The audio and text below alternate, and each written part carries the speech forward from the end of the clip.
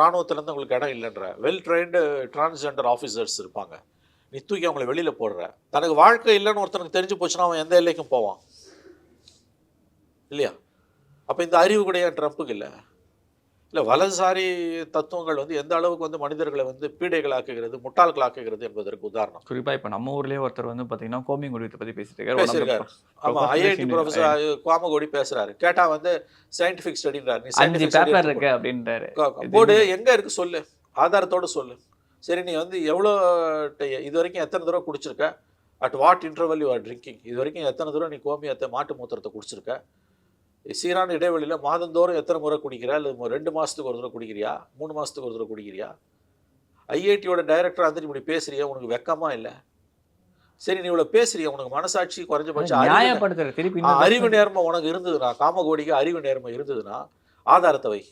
நீ ஏதோ ஒரு 5 புதிய தலைமுறை கொடுத்த பேட்டியில சயின்டிஃபிக் ஸ்டடின்ற எந்த சயின்டிஃபிக் 5 ஜேர்னல் இருக்கு, எந்த 5 ஜேர்னல், எந்த 5 ஜேர்னல், எந்த ஆண்டு வந்த ஆய்வுகள், அதோட சாம்பிள் சைஸ் என்ன, அது அப்ரூவ் யார் பண்ணிருக்காங்க? எக்ஸலென்ட்டான கேள்வி, எக்ஸலென்ட், யூ ஆர் ரைட், ரொம்ப அழகா சொன்னீங்க.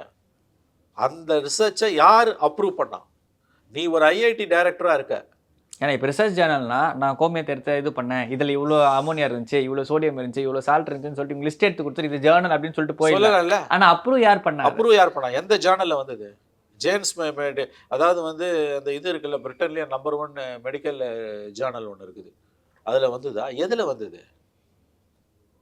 எந்த மெடிக்கல் ஜேர்னலில் வந்தது? நீ 19 5 ஜேர்னலில் வந்ததுன்ற. இல்லை ஆலோபதியில் ஃபாலோ பண்ணுறாங்களா, ஹோமியோபதியில் ஃபாலோ பண்ணுறாங்களா, எங்கே ஃபாலோ பண்ணுறேன்? நீ இந்தியா பூரா இருக்க மற்ற ஐஐடி டைரக்டர்ஸ் இதை ஒத்துப்பாங்களா?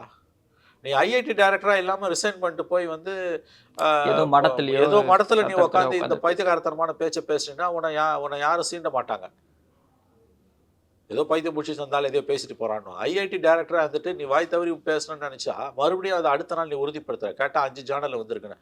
உனக்கு 1% அறிவு நேர்மை இருந்ததுன்னா அது எந்த 5 ஜேர்னல் நீ சொல்லணும்.